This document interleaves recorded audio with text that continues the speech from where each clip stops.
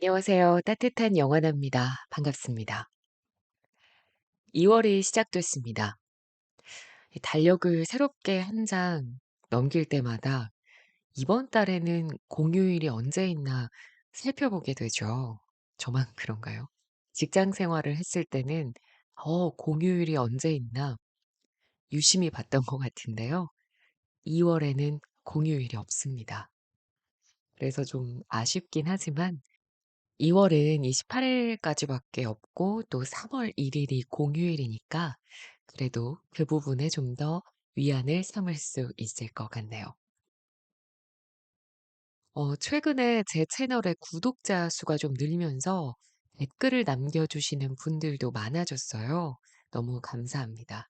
그중에 인상 깊었던 댓글이 있어서 오늘은 그 댓글을 소개하면서 영상을 시작해 볼까 합니다. 희선님께서 "나는 단순하게 살기로 했다." 책 영상에 이렇게 글을 남겨주셨더라고요. 여러 번 들은 리뷰인데 접근 방법이 아주 달라서 새 책을 들은 것 같습니다. 중요하고 소중한 것을 위해 불필요한 것을 줄여볼게요. 미니멀리스트는 아니지만 정리하고픈 마음이 느슨해질 땐 자주 듣습니다. 경각심을 갖기 위해서요. 감사합니다. 와, 정말 제 의도와 진심을 정확히 읽어낸 댓글이어서 굉장히 놀랐습니다. 이 미니멀 라이프를 실천하기 위한 방법들은 정말 많이 소개가 되다 보니까 저는 이 책에서 저자가 왜 단순하게 살기로 했는지, 또 저자가 생각하는 진정한 미니멀리즘이 무엇인지 이 부분에 포커스를 맞춰서 미니멀리즘을 좀 색다른 시각으로 보고 싶었거든요. 근데 그걸 알아봐 주셨더라고요. 놀랐고 또 한편으로는 너무 감사했습니다. 그만큼 제 낭독을 귀 기울여서 들어주셨다는 거니까요. 앞으로도 이렇게 제 낭독이나 제가 읽어 드린 책 내용에 대한 생각들을 댓글로 써 주시면 라디오 사연처럼 읽어 보도록 하겠습니다. 네, 오늘은 9번째 책을 소개해 드리는 날인데요. 오늘의 책은 호타 슈고의 "나는 왜 생각이 많을까?"입니다. 저자인 호타 슈고는 메이지 대학교 교수이자 언어학 박사입니다. 언어학, 심리학, 법학 등 다양한 분야를 융합한 연구로 학계에서 주목받는 젊은 학자이자 사법 커뮤니케이션 분야에서 일본 최고의 전문가로 인정받고 있는 인물입니다. 또 수업이 열정적이고 획기적인 걸로 유명해서 메이지대 학생들이 뽑은 가장 듣고 싶은 강의 1 위에 오를 정도로 인기가 많았다고 하네요. 이 책은 사람들이 생각을 많이 하게 된 이유, 또 생각을 단순화해야 하는 이유와 그 방법에 관한 설명을 하버드, 옥스퍼드, 워싱턴대 등 세계적인 연구기관의 실험 결과를 토대로 정리해서 쉽게 풀어낸 책인데요. 사실 이 책을 제가 선택한 이유는 제가 바로 그 생각이 많은 사람이거든요. 좀 단순 명료하게 생각하고 넘어가고 싶은데 늘 좀 걱정이 많고 생각이 많아서 그 생각이 막 어떨 때는 꼬리에 꼬리를 물고 계속 이어져서 잠을 잘 못 자는 경우도 있거든요. 그래서 이 책의 제목과 이 표지 그림이 눈에 확 들어왔습니다. 또 심지어 연구기관의 실험 결과를 바탕으로 한 뇌과학 이야기라고 하니까 왠지 더 신뢰가 가기도 했고요. 아마 저처럼 원래 생각과 걱정이 유독 많은 스타일이시거나 요즘 근래 들어서 이런저런 생각 때문에 머리가 아픈 분들이 좀 계시겠죠? 생각이 많은 이유와 생각을 많이 하지 않는 방법이 바로 이 책의 첫 번째 챕터에 실려 있습니다. 먼저 한번 읽어볼게요. 현생 인류인 호모사피엔스는 20만 년 전 지구에 출현했다.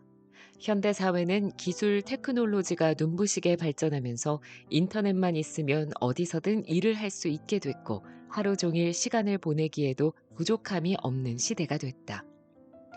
세상은 이렇게 급변했지만 전혀 바뀌지 않은 것이 있다. 그것은 바로 우리 인간의 행동 원리이다. 행동 원리란 간단히 말하면 생물은 무엇에 의해 움직이느냐이다. 생물학과 심리학이 합쳐진 진화 심리학에서는 인간의 행동 원리를 이렇게 설명한다. 사람은 모두 불안에 의해 움직인다. 자신과 가족의 생명을 지키기 위해 우리는 불안이라는 기능을 이용해 살아왔다. 불안 때문에 새로운 것을 경계하고 우위에 서고자 하며 불안을 해소하기 위해 편하고 안심할 수 있는 방법을 추구한다. 즉, 두려워하는 마음도 무언가 하고 싶다는 의욕도 모두 불안 때문에 생겨난다는 것이다. 이러한 마음의 메커니즘은 구석기 시대부터 하나도 바뀌지 않았다. 화살촉을 열심히 깎던 고대인도, 만원전철에 시달리며 출근하는 현대인도 마음의 메커니즘이나 기능은 같다. 크게 달라진 것은 사람을 둘러싼 환경이다. 현대에는 생활용품이나 전자제품, 철근과 콘크리트로 지은 안전한 집 등 인간의 생존을 위한 필수품이 어디에나 있지만 수십만 년 전에는 그렇지 않았다. 그때는 사소한 일로 목숨을 잃을 수도 있는 위험한 환경에 노출되어 있었다. 요즘은 소독하고 반창고만 붙이면 금방 낫는 상처도 과거에는 치료를 받지 못해 파상풍으로 사망하기도 했다. 한마디로 긴장을 풀면 죽는 시대였다. 그래서 일상 속 작은 변화나 이질감에도 긴장하고 그것이 위험한지를 끝까지 주시할 필요가 있었다. 사소한 일에도 불안해하며 경계해야 살아남을 수 있는 시대였다.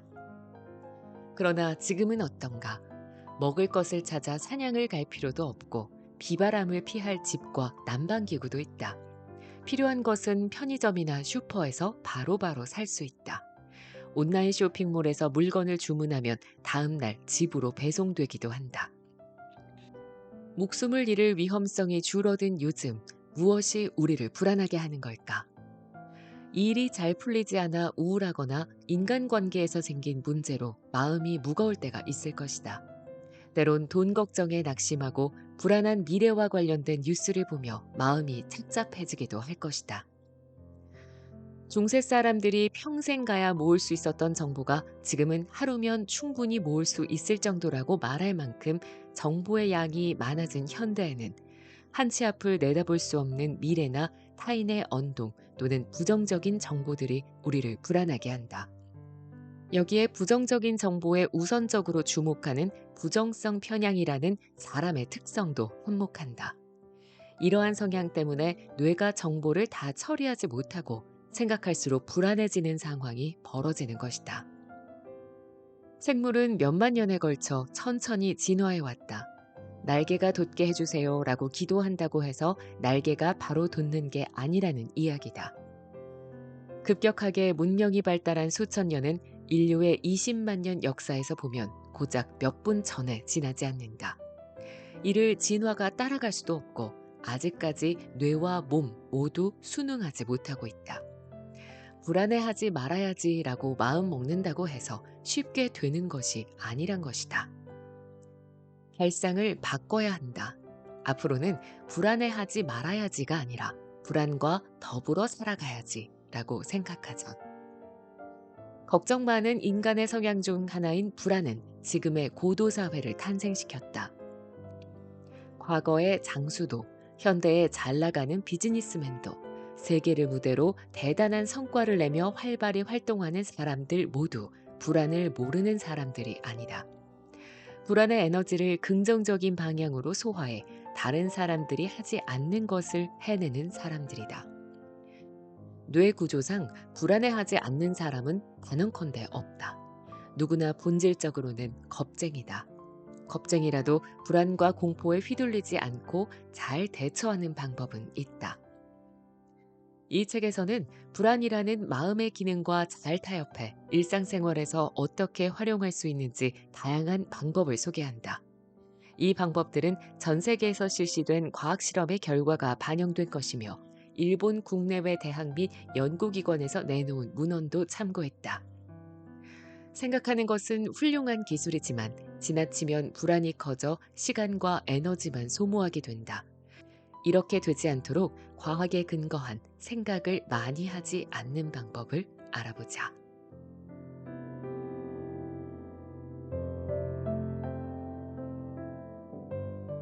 앞서 세상은 불안에 의해 만들어졌다고 했다.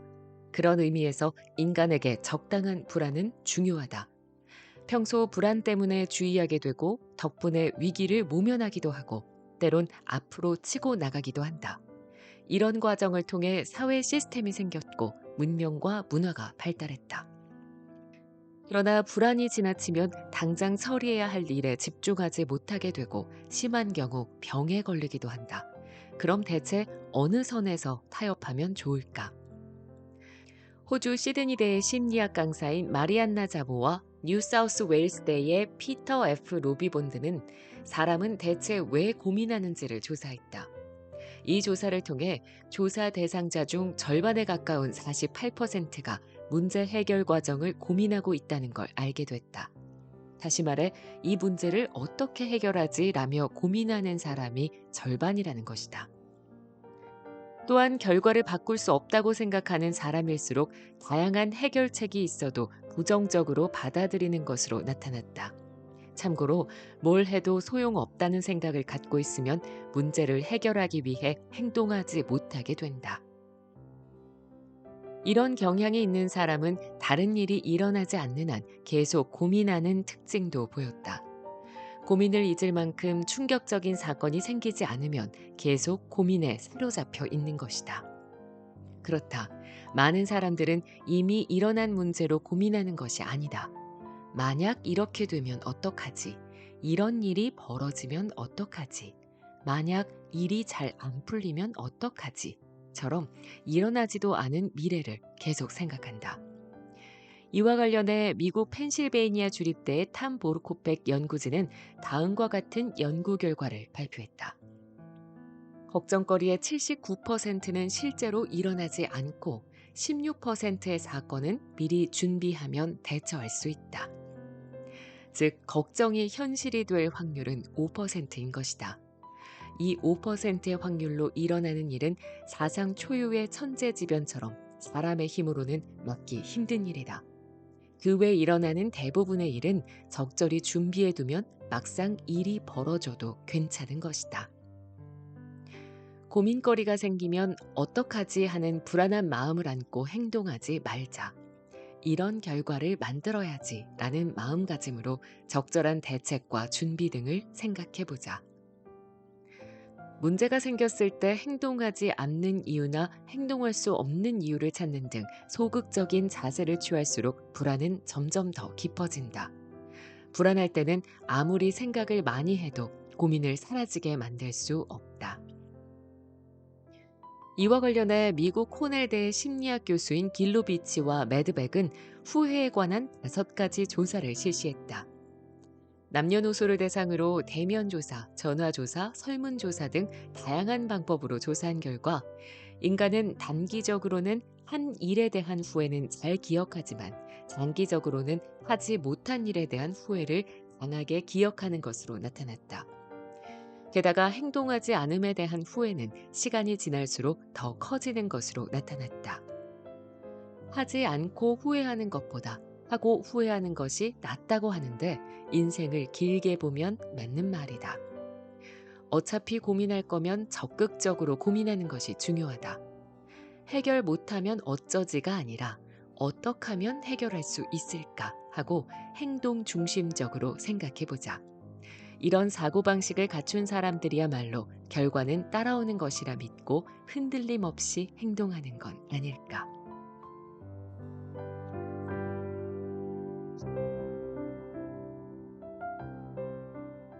한 가지 질문을 해보겠다. 불안의 반대말은 무엇인가? 그렇다. 답은 안심이다. 안심은 마음이 꽉 찬 상태를 말하는데 이 감각을 행복이라고도 한다. 사람은 행복해지기 위해 산다는 말이 있다. 이를 비추어 볼 때 사람의 욕구는 불안에서 벗어나 안심과 행복을 얻기 위해 생긴다고 볼 수 있다. 그런데 문제는 행복이 구체적으로 어떤 것인지 알기 어렵다는 점이다. 즉, 행복이 중요하다는 것은 알지만 어떻게 하면 행복해질 수 있는지 모르는 게 문제이다. 사람들에게 행복이란 무엇일까요? 라는 질문을 던지면 저마다 다르게 대답할 것이다. 행복은 한 문장으로 정의하기 어렵고 행복해지는 방법도 찾기 어렵다. 그렇다면 과학자들은 행복을 어떻게 정의할까? 미국 하버드대 심리학자인 매튜 킬링스워스와 다니엘 길버트는 사이언스지를 통해 다음과 같은 연구 결과를 발표했다. 심신을 집중하면 행복해질 수 있다. 두 사람은 아이폰 앱으로 실험을 했다. 13개국의 18에서 88세 5천 명에게 지금 무엇을 하고 있습니까? 지금 무슨 생각을 하고 있습니까? 지금 하고 있는 일과 상관없는 생각을 하고 있습니까? 등 다양한 질문을 하고 답변을 받았다. 그 결과 실험자의 46.9%는 어떤 일을 할 때 자신의 행동과 상관없는 생각을 하는 것으로 나타났으며, 지금 하는 일과 관련 없는 생각을 할 때는 그렇지 않을 때보다 덜 행복하다고 느꼈다. 즉, 눈앞의 일에 집중하지 못할 때는 행복을 느끼기 어렵고, 집중할 때는 행복을 느끼기 쉽다는 거다. 시간 가는 줄 모르고 어떤 일에 열중할 때 그 순간에는 무엇과도 바꿀 수 없는 충족감이 있다. 왜냐하면 어떤 일에 열중할 때는 다른 생각을 할 수 없기 때문이다. 스탠퍼드대와 구글이 도입해 화제가 된 마음 챙김 명상은 깊은 호흡에 의식을 집중해 쓸데없는 생각을 하지 않음으로써 심신을 정화하는 데 목적을 둔다. 번뇌를 버린다를 바꿔 말하면 의식을 지금 눈앞에 있는 것에 집중시키는 것이다. 불안에 사로잡히지 않으려면 일상에서 눈앞에 있는 일에 집중할 수 있는 회로를 만들어야 한다. 방법은 단순하다. 키워드는 열심히이다. 뇌 구조에서 보면 의욕의 스위치는 그래, 해보자 하는 생각만으로 켜지지 않는다. 일단 일을 해야 한다. 일을 하면 의욕의 스위치는 자동으로 켜진다. 이 스위치가 켜지면 일을 하는 동안 높은 집중력을 발휘하게 된다. 요약하자면 생각만 하고 몸을 움직이지 않으면 의욕과 집중력이 생기지 않는 게 현대 뇌과학에서 밝혀진 의욕의 메커니즘이다. 일에 집중하려면 하기 싫다고 생각하는 시간을 줄이고 가능한 빨리 일을 시작하는 것이 최선이다. 이 사이클을 앞당길수록 생각하는 것을 막아 행복감을 높여준다. 예를 들어 내키지 않은 일을 하기 전에는 하기 싫다, 귀찮다는 생각이 강하게 들지만 막상 시작하니 집중이 잘 됐어. 해봤더니 의외로 충족감이 있어서 즐거웠어 라고 느낀 경험이 있을 것이다. 일단 일을 시작하고 최대한 빨리 집중 모드로 들어가는 것이 중요하다. 특히 어차피 해야 하는 일일수록 미루지 말고 빨리 시작해보자. 시간을 끌면 끌수록 하기 싫은 마음은 강해지고 부정적인 생각이나 감정은 커질 수밖에 없다. 부정적인 충동에 휩싸이면 사람은 도피성 행동을 하게 된다. 전형적인 예시로 시험을 앞두고 공부해야 하는 상황에서 갑자기 방 청소를 한다거나 만화책을 쌓아놓고 보는 행동 등이다. 그런데 어떤가? 청소를 하거나 만화책을 보는 사이에도 문득문득 빨리 공부해야 하는데, 공부 안 하면 큰일 나는데 라는 불안과 부담감이 고개를 들 것이다. 우선순위가 높은 일을 방치하고 다른 일을 하면 뭘 해도 집중하기 어렵다. 해야 할 일은 미루지 말고 바로 시작하자. 잘 마무리됐어. 의외로 재밌었어와 같은 감각이나 성취 경험을 쌓으면 집중하는 회로가 생겨난다. 일에 집중하는 시간에는 생각을 멈춰보기 바란다.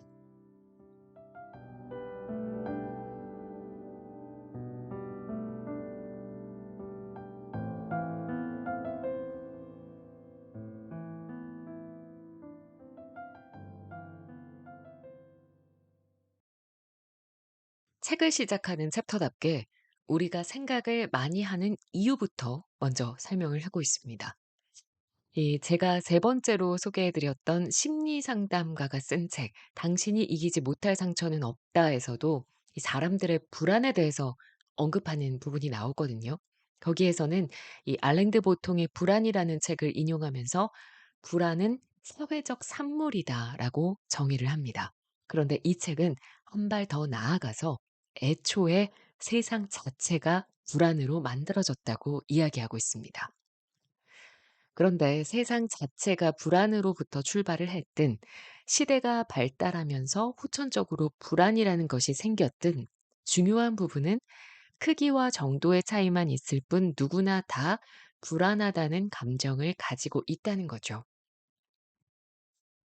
예전에 제가 어떤 큰 일을 앞두고 있었을 때 이 한 번도 경험해 보지 못한 일이다 보니까 너무 두렵고 걱정이 되더라고요. 기대는 전혀 안 되고요.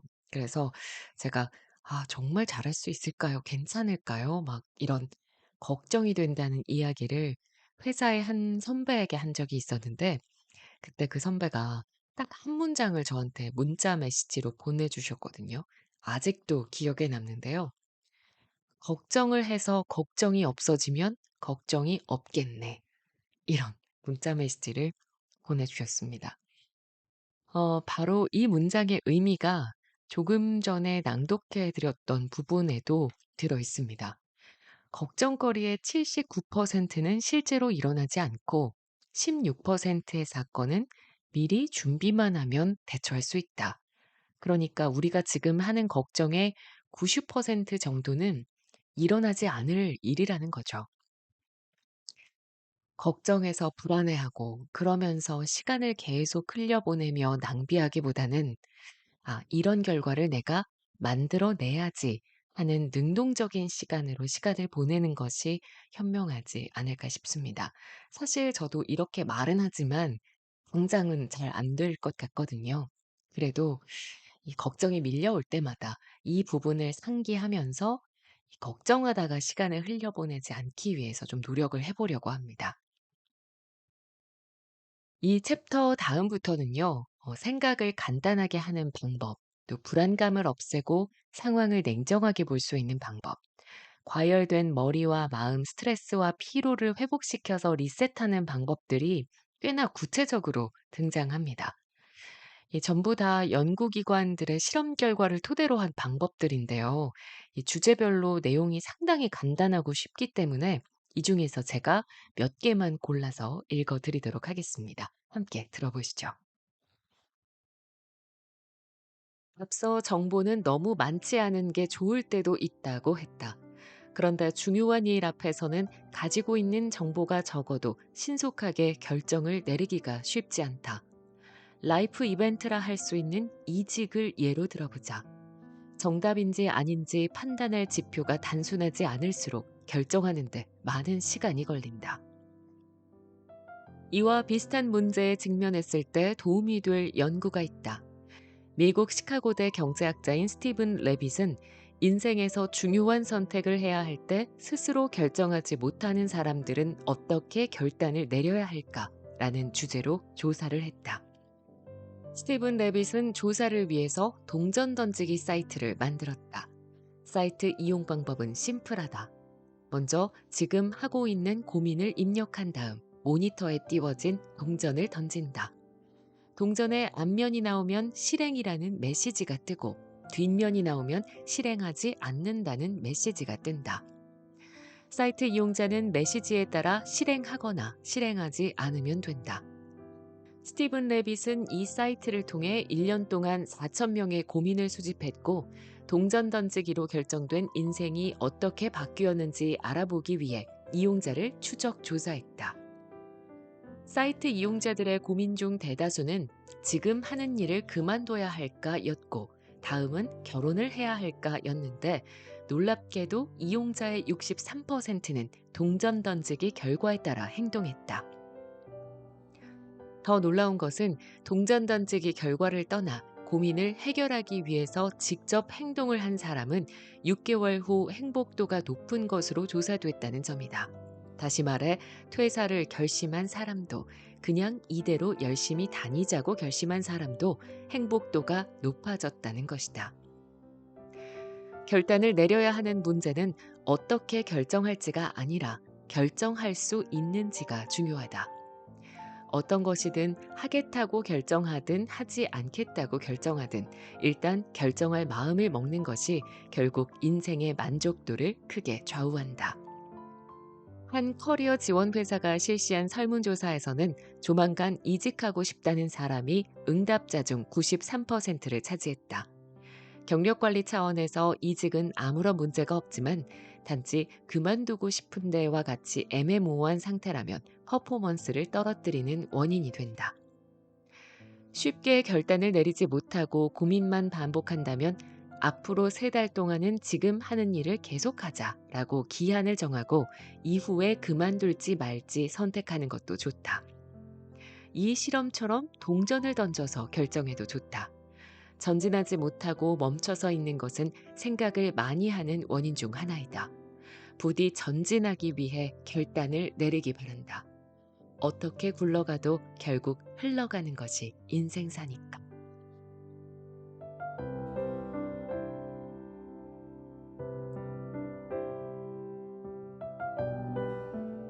앞에서 언급했듯이 화는 평소 우리가 잘못된 판단을 하게 만드는 원인이 되기도 하고 모든 분쟁의 근원이 되기도 한다. 다양한 연구에서는 화와 초조함을 행동으로 표출하면 누군가에게 분풀이를 하게 되거나 더 강한 부정적인 감정을 일으키는 것으로 밝혀졌다. 그래서 화를 내지 않는 것이 스스로에게도 좋다. 화를 내지 않는 방법은 의외로 간단하다. 마음속으로 천천히 10을 세자. 이때 1, 2, 3을 세면서 숫자에 집중해야 한다. 숫자 세기는 미국 노스웨스턴대의 엘리 핀켈 연구진이 화를 가라앉히는 데 효과가 있다고 발표한 방법이다. 화나는 일이 생기면 우리 뇌에서는 신경 전달 물질인 아드레날린과 노르아드레날린이 분비된다. 얼굴이 빨개지거나 혈압이 높아지거나 심장 박동이 빨라지는 것도 신경 전달 물질 때문이다. 뇌에는 이 화를 억제하는 기능이 갖추어져 있다. 이는 주로 전두엽이 담당하는데 전두엽이 활성화되면 감정의 폭발을 냉정한 사고로 가라앉혀준다. 단 부정적인 감정이 생기고 나서 대략 4에서 6초 정도 지나야 전두엽이 활성화된다. 쉽게 말하면 감정이 생기고 난 뒤 4에서 6초만 잘 참으면 감정에 휘둘리지 않고 냉정하게 사물을 볼 수 있다는 이야기다. 이 대처법은 화뿐만 아니라 공포나 질투 등에도 효과가 있다. 마음이 무거울 때는 그 기분에 빠져 있지 말고 먼저 숨을 깊게 후하고 내쉰 다음 천천히 10을 세자. 유럽이나 미국 초등학교에서는 학생이 감정적으로 행동하면 선생님이 심호흡하렴이라고 말하고 3번 심호흡을 시키는 주의 방법이 있다. 이 또한 신경을 호흡에 집중시켜 시간을 끄는 데 효과가 있다.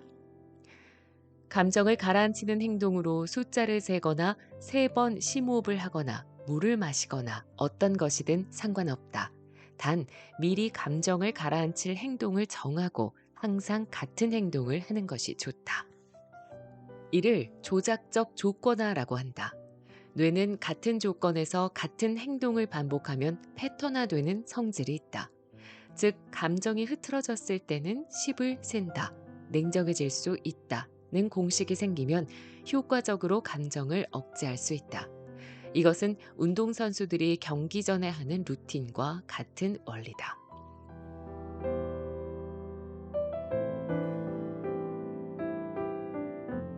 전 세계적으로 명상과 마음 챙김이 붐을 일으키고 있다.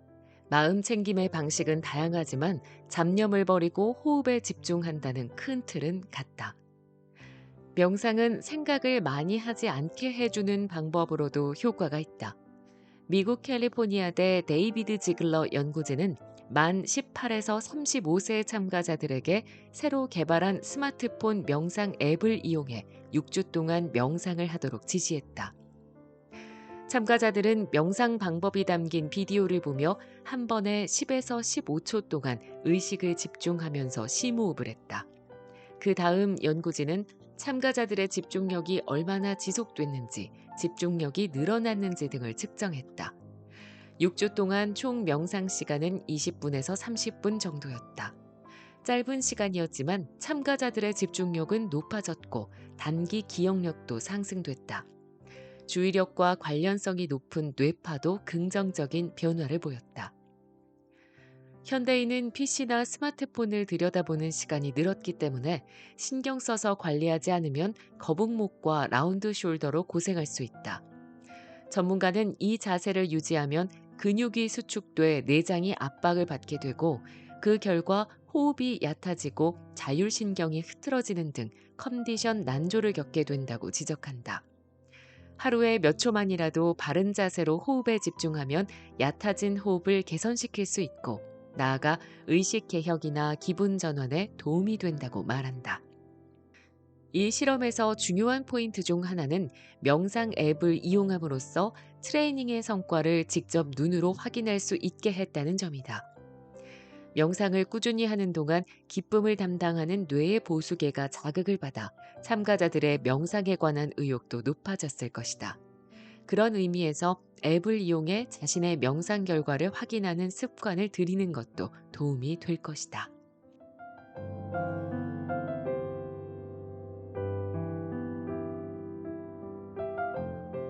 앞서 행복에 필요한 것은 좋은 인간관계이고 이를 위해서는 긍정적인 태도가 중요하다고 강조했다. 이번에는 긍정적인 태도란 구체적으로 어떤 것인지 살펴보겠다. 미국에서 시작된 자기계발 붐이 전 세계적으로 인기를 얻으면서 사람들은 긍정적인 사고에 관심이 높아졌다. 매사를 부정적으로 생각하기보다 긍정적으로 받아들이는 게 좋다고 생각되겠지만 긍정적인 사고가 항상 좋은 것만은 아니다. 미국 미시간 주립대 제이슨 모저 연구진은 부정적인 사람들에게 긍정적인 이야기를 하면 역효과가 난다는 연구 결과를 발표했다. 실험에 앞서 연구진은 참가자들이 자신을 긍정적인 사고의 소유자라고 생각하는지 부정적인 사고의 소유자라고 생각하는지 확인해 보았다. 그 후 참가자들에게 남성이 여성의 목에 칼을 들이대고 있는 충격적인 영상을 보여주고 이를 가능한 긍정적으로 해설해 달라고 요청한 다음 뇌의 혈류 반응을 관찰했다. 먼저 자신을 긍정적인 사고의 소유자라고 밝힌 사람들의 혈류에는 특별히 큰 변화가 없었다.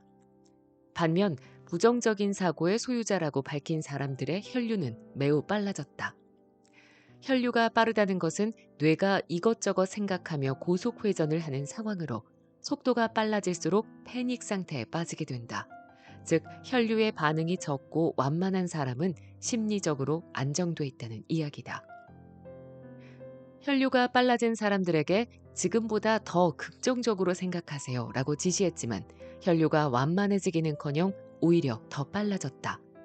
이를 백파이어 효과라고 하는데 가지고 있던 정보를 수정하려다 오히려 그 정보의 부정적인 생각만 강화시키는 상태를 말한다. 한번 끌어오른 부정적인 감정을 억지로 긍정적으로 받아들이려 한다면 뇌가 혼란스러워져서 과열되는 것이다. 즉, 원래 부정적인 사람이 무리하게 긍정적으로 생각하려고 하면 자기 모순에 빠져 오히려 자신의 부정적인 사고를 깨닫게 돼 부정적인 사고를 자극하는 원인이 된다. 낙담한 사람에게 파이팅, 기운내라고 말하는 게 역효과가 나는 이유는 이러한 메커니즘 때문이다. 부정적인 상태일 때는 생각을 바꾸려 하지 말고 지금 부정적이구나 라며 내 감정을 인정하는 것부터 먼저 해보자.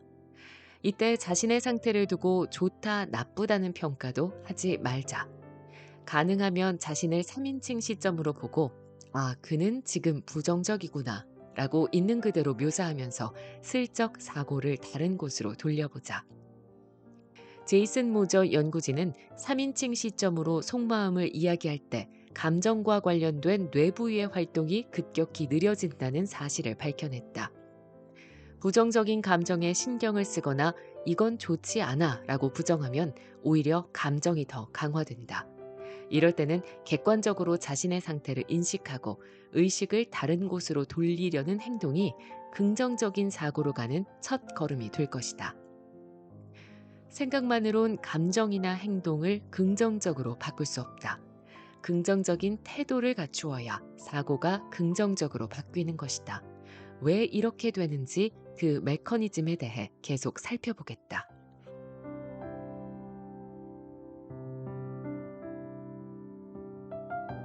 현대인의 5명 중 1명은 우울증이나 조현병과 같은 정신질환을 앓고 있다. 이 병이 생기는 데에는 많은 요인이 있을 텐데 그중 하나를 불안에 의해 생각이 많아지는 것으로 보고 있다. 그럼 구체적으로 어떤 생각이 마음의 병을 유발하는 것일까?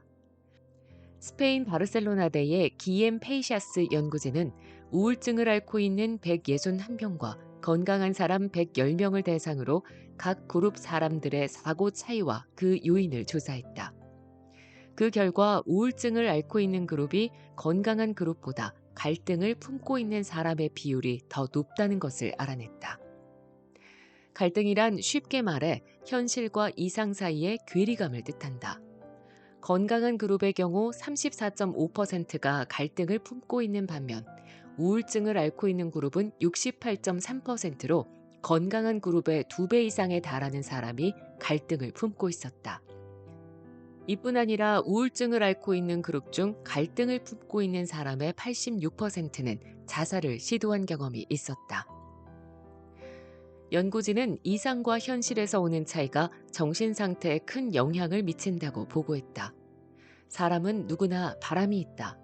다만 이랬으면 좋겠다. 이렇게 돼야 돼와 같은 생각은 성장 배경에서 비롯되는 경우가 많아 스스로 왜 그런 바람을 갖게 됐는지, 자신이 어떤 바람을 갖고 있는지 모를 수도 있다. 아무튼 이상과 현실에서 오는 괴리감은 불안의 크기를 알려주는 일종의 바로미터가 되기도 한다. 무슨 이야기냐 하면 마음속에 품고 있는 불안이 클수록 바람도 함께 커지는데 이 때문에 이상과 현실 사이에서 큰 괴리감을 느낀다는 것이다. 괴리감이 커질수록 부정적인 감정이나 생각에 더욱더 지배되기 쉽다. 여러분은 평소 스스로나 타인에게 이러이러해야 돼, 여야 돼 라는 말을 자주 하고 있지 않은가? 이러해야 한다라는 말은 이상적인 기준을 마음속에 품고 있다는 방증으로 이런 말을 자주 쓴다면 주의가 필요하다. 불안이 커지면 자동적 사고라는 착각에서 비롯된 상상을 하는 경우도 있다. 예를 들어 타인과 사소한 말다툼이 있을 땐 나는 잘 지내는 사람이 한 명도 없어 라고 생각하거나 내 톡에 답장해주는 사람이 하나도 없네. 난 왕따야 라는 식으로 사실을 확대 해석하고 상상 속에 갇혀 세상을 바라보게 된다. 이럴 때는 어떻게 하면 좋을까? 일단 사실을 있는 그대로 받아들이고 그렇군 하며 편하게 생각해야 한다. 우리는 곤란한 상황에 놓이게 되면 환경이나 타인을 바꾸려고 하는데 나 아닌 바깥 세상을 바꾸는 일은 매우 어렵다. 바뀌지 않는 것을 바꾸려고 하면 내 시간과 에너지만 낭비하게 된다. 그래서 자신의 생각을 바꾸는 것이 훨씬 쉽고 현실적이다. 불안의 메커니즘이나 대처 방법을 모르면 불안은 점점 더 커지게 되고 어떤 일을 할 때 두려워하거나 거절하거나 공격적이게 된다. 하지만 뇌는 우수하다.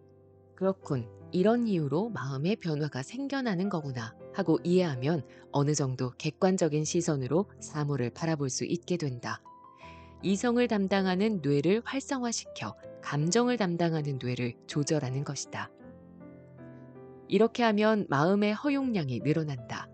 자신의 스트레스 상태도 파악할 수 있어 필요 이상으로 생각하는 시간도 줄어든다. 이상과 기준을 버리는 것은 쉽지 않으니 먼저 그런 거구나 라며 받아들이는 것부터 시작해보자. 이는 세상뿐 아니라 타인과 자신에 대해서도 마찬가지이다.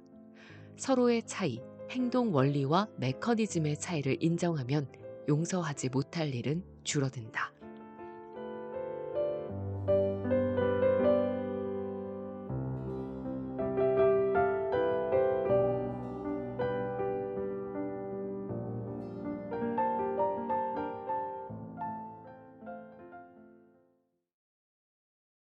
행동을 최적화하는 방법, 불안감을 없애고 냉정함을 찾는 법, 집중하는 법, 긍정적인 태도의 중요성, 그리고 뇌, 몸, 마음의 관계까지 제가 챕터별로 한 가지씩만 골라서 읽어드렸습니다. 이 결단을 내려야 하는 문제는 어떻게 결정할지가 아니라 결정하겠다고 마음을 먹는 것 자체가 인생의 만족도를 크게 좌우한다. 라는 부분이 저는 개인적으로 많이 와 닿더라고요. 저도 생각이 많은 편이라고 말씀을 드렸었는데, 그래서 결정을 하는데 항상 시간이 오래 걸렸었거든요. 결정을 뭔가 할 때 주변 사람들에게도 정말 많이 물어보고 정보도 많이 찾아보고요. 그런데 뒤돌아보니까 그렇게 많은 의견과 정보를 얻는 건 시간만 지체되고 제 걱정과 생각만 더 커졌던 것 같습니다. 선택은 결국 내가 하는 거잖아요. 선택하고 나중에 후회하면 어떡하지라는 걱정보다는 선택했으니까 후회하지 않도록 앞으로 내가 더 잘 살아야지라고 마음을 바꾸는 것이 훨씬 더 좋은 것 같습니다. 물론 생각을 많이 하고 고민하는 게 좋을 때도 있죠. 하지만 그 긴 시간 동안의 생각과 고민이 내 자신까지 갉아먹고 스트레스를 받는 정도라면 여기서 등장하는 나에게 맞는 다양한 방법들로 생각을 줄이는 연습을 해야겠다는 생각이 들었습니다. 네, 뭐 연구기관들의 연구와 실험 결과를 바탕으로 한 방법들이 나와 있어서 뭔가 저는 좀 그런 느낌이 들더라고요. 짧고 가벼운 이 건강 생활면 연성 뉴스 기사 그런 것들을 보는 느낌도 좀 들었지만 일단은 주제별로 내용이 굉장히 짧고 정말 일상생활에서 오늘 지금 당장 실천할 수 있는 내용들이 대부분이었기 때문에 1 시간 이내로 호로록 가볍게 읽을 수 있는 책이었거든요. 생각을 더 이상 그만하고 싶은데 그게 잘 안 되는 분들 또는 요즘 일상생활이나 일에서 생각할 게 너무 많아서 좀 머리가 무겁다 하는 분들에게 정말 단순하고 쉽게 읽을 수 있는 책으로 추천을 해 드리고 싶습니다. 네, 따뜻한 영하나의 9번째 책, 나는 왜 생각이 많을까 였습니다. 며칠 전이 절기상 입추였죠. 입추는 진정한 한 해의 시작이라고 합니다. 오늘 낭독을 들으신 모든 분들, 2023년 올 한 해, 몸과 마음, 생각 가볍게 비우고 새롭게 입춘을 맞아서 출발 잘 하셨으면 좋겠네요. 저는 다음 영상으로 다시 찾아뵙겠습니다. 따뜻한 하루 보내세요. 영화나였습니다.